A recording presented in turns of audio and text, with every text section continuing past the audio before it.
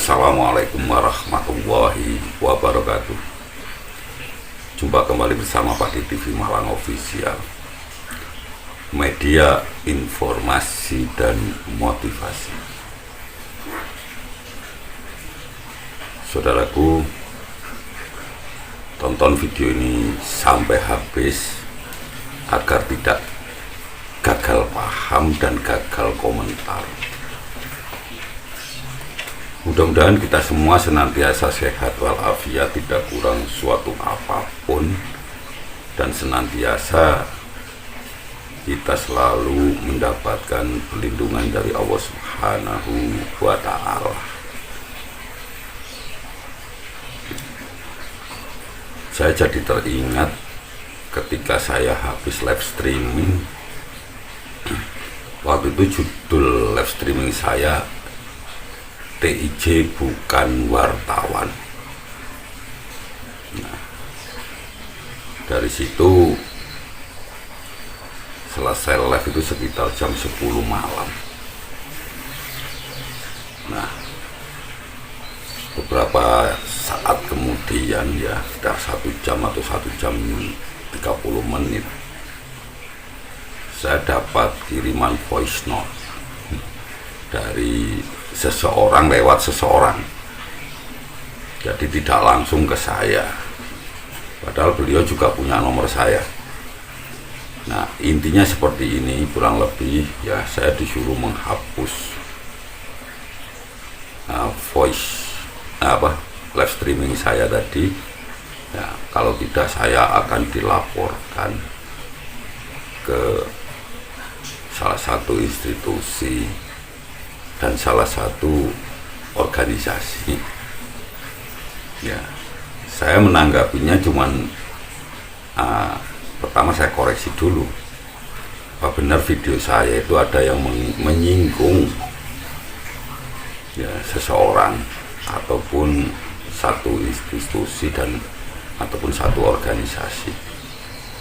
Setelah saya cek secara detail, ya ternyata video saya isinya tidak ada yang menyinggung hal itu. Nah, tapi saya mencoba untuk menjelaskan ya secara detail, secara rinci tentang video saya, dan saya minta ditunjukkan di bagian mana, menit keberapa, detik keberapa video saya itu yang membuat sebuah potensi bisa dilaporkan ke pihak yang berwajib. Bahkan waktu itu di deadline, kalau sampai 1 kali 24 jam tidak dihapus, maka saya akan dilaporkan oleh orang yang bersangkutan. Saya akui orang itu memang cerdas, sangat cerdas. Orang itu memang sangat dahsyat, ya, dan sangat hebat. Ya beda kalau dibandingkan dengan saya, ya karena mungkin ya level pendidikan saya nggak setinggi beliau. Bahkan beliau menggunakan undang-undang pers. Ya, kalau saya nanti akan dilaporkan berdasarkan undang-undang pers. Nah, saya sendiri nggak paham undang-undang pers itu apa. Nah, yang saya tahu itu undang-undang kawinan, diundang nikahan itu tahu ya, atau undang-undang nomor 40 tahun 19 itu tentang apa ya, tentang perubahan dari undang-undang nomor 21 tahun 82 dan juga atas undang-undang nomor 11 tahun 66 itu, mungkin undang-undang pers yang dimaksud seperti itu ya. Tapi saya nggak mau menanggapi sampai ke situ. Namun ketika semakin lama ternyata yang dibicarakan itu ngelantur. Dibilang saya ngaku wartawan dan sebagainya. Dari mana saya ngaku wartawan? Nah, akhirnya Ya karena saya ingin hal ini menjadi lebih jelas. Mungkin ya waktu itu terjadi kesalahpahaman tentang memaknai atau mengapresiasi atau mengartikan atau menangkap pesan dari live streaming saya tersebut, sehingga saya putuskan untuk menelpon beliau ya, karena saya sebenarnya juga grogi telepon dengan orang-orang hebat, dengan orang-orang cerdas tersebut, tapi demi kebaikan akhirnya saya telepon.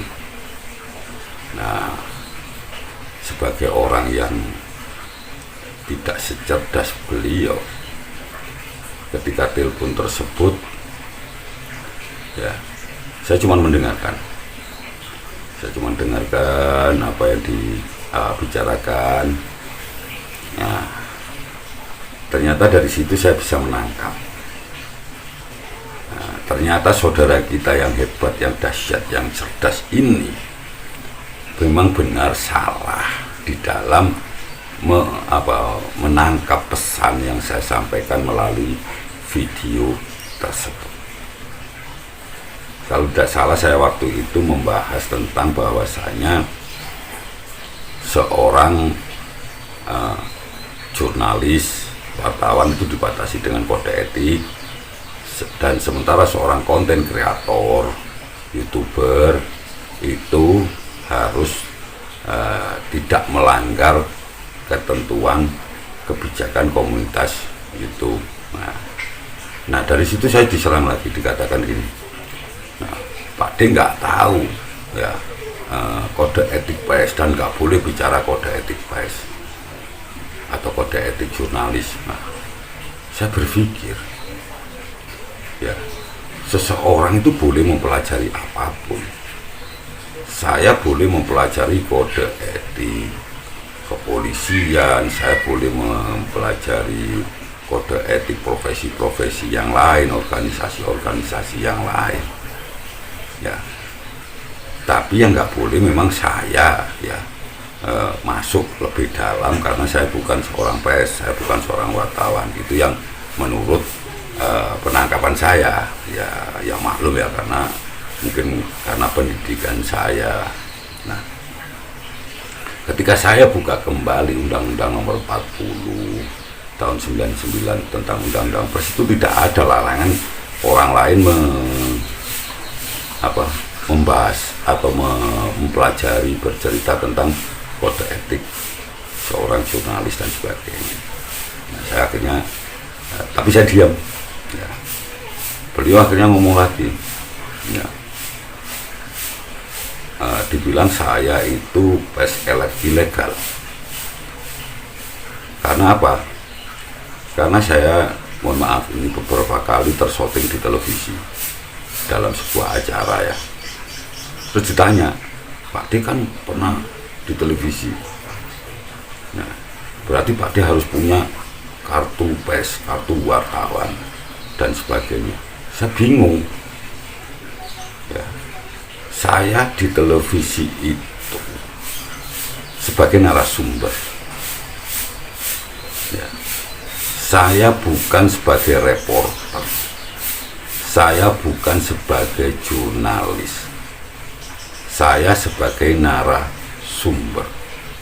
Kalau ada aturan yang mengatakan narasumber harus punya kartu pers, harus punya kartu wartawan, berarti setiap orang yang diwawancarai, baik itu korban, tersangka dan sebagainya, yang masuk televisi itu harus punya kartu pers.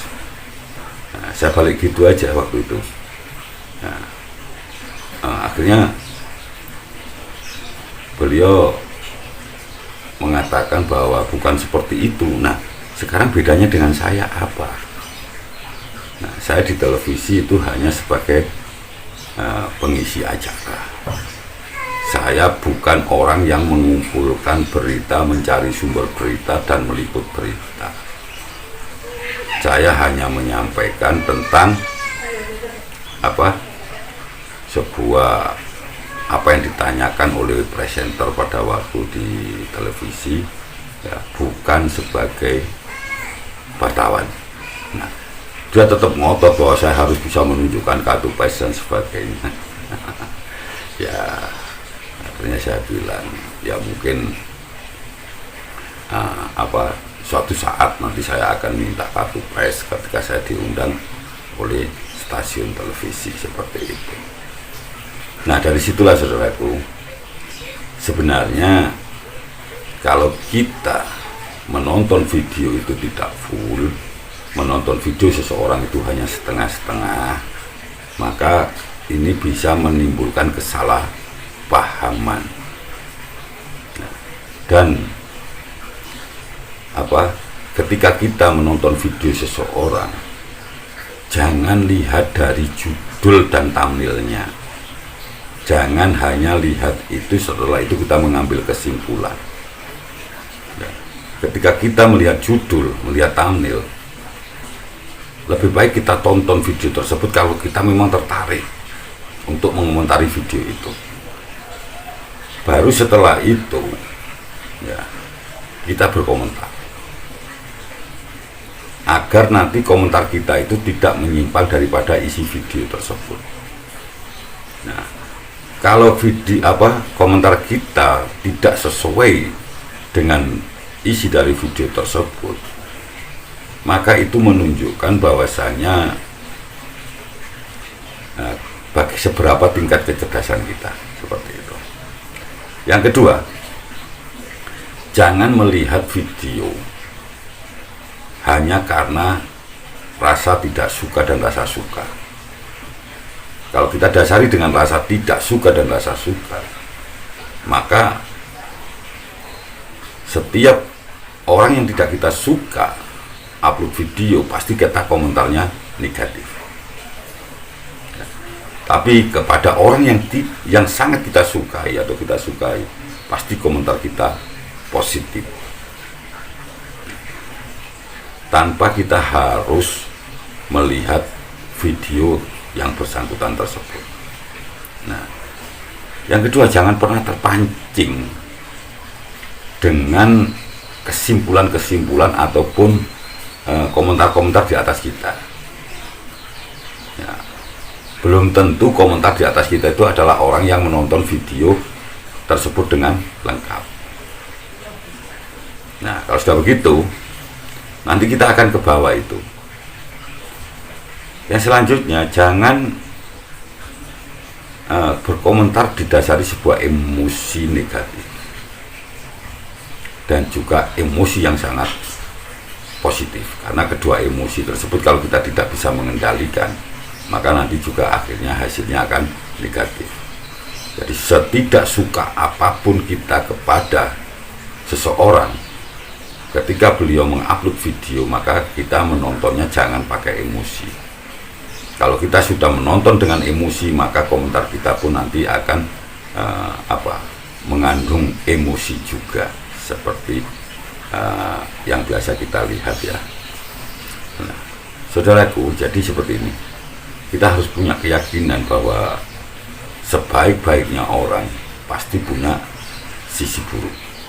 Seburuk-buruknya orang, sejelek-jeleknya orang, sejahat-jahatnya orang, pasti punya sisi baik, dan itu harus kita pegang teguh, ya, dan harus tetap kita jadikan pedoman kita di dalam menyikapi seseorang dan orang lain, seperti itu.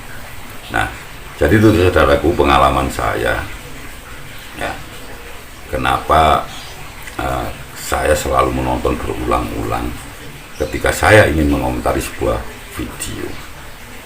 Nah, yang selanjutnya adalah judul. Jangan pernah kita hanya terpaku pada judul, ya, karena judul yang kelihatannya baik, ternyata isinya juga kurang baik. Judul yang kelihatannya menyerang kita, ternyata isinya juga tidak menyerang kita, seperti itu. Jadi jangan pernah kita terpengaruh hanya karena judul, karena memang judul biasanya dibuat sedemikian rupa sehingga untuk memicu orang memunculkan rasa penasaran orang untuk menonton video tersebut. Nah, jadi seperti itu saudaraku ya. Jangan sekali-sekali kita berkomentar tanpa menonton video dan memahami isi video tersebut. Nah, kalau saya sih, saya tidak pernah memblokir video ya, apa komentar-komentar yang negatif. Saya tidak pernah menghapus komentar-komentar yang negatif. Saya biarkan begitu saja. Dan itu tidak membuat saya terpengaruh, tidak membuat saya terbawa sebuah perasaan. Karena antara pro dan kontra dalam setiap video itu sudah sangat wajar. Bagi saya sangat wajar. Dan yang komentar negatif itu akan saya jadikan sebuah suplemen untuk meningkatkan karya, meningkatkan kreativitas kita. Sementara yang berkomentar positif itu saya jadikan support bagi kita untuk terus membuat sebuah kreasi-kreasi yang bermanfaat. Nah, terkadang memang aneh kita bahasnya apa, yang komentar bahas apa, tapi itu biarkan saja, itu anggap saja sebuah dinamika di dalam media sosial seperti itu. Jadi saudaraku, itu yang bisa saya sampaikan. Nah, benar pada waktu itu gara-gara judul TIJ bukan wartawan, nah, ternyata ada saudara kita yang akan melaporkan kita dengan yang terakhir beliau bilang, karena saya telah membawa nama wartawan. Jadi saudaraku, saya boleh pakai judul apa saja sebenarnya, yang penting tidak melanggar ketentuan YouTube dan judul itu sesuai dengan isi dari video saya. Nah, kalau misalkan saya tulis TIJ wartawan, itu baru saya harus mempertanggungjawabkan. Tapi kalau TIJ bukan wartawan, semua orang tahu bahwa TIJ bukan wartawan. Nah, seperti itu. Nah, jadi jangan sampai kita terjebak dengan judul sehingga nanti kita komentarnya tidak nyambung. Jadi jangan seperti Joko Sembung bawa goloknya, seperti itu. Baiklah saudaraku, kalau rumah kita dari kaca, maka jangan pernah kita melempari rumah orang lain. Nah, camkan peribahasa itu ya. Baiklah saudaraku, mudah-mudahan ada guna dan manfaatnya. Ada kurang lebihnya mohon maaf. Wabillahi taufiq wal hidayah. Assalamualaikum warahmatullahi wabarakatuh.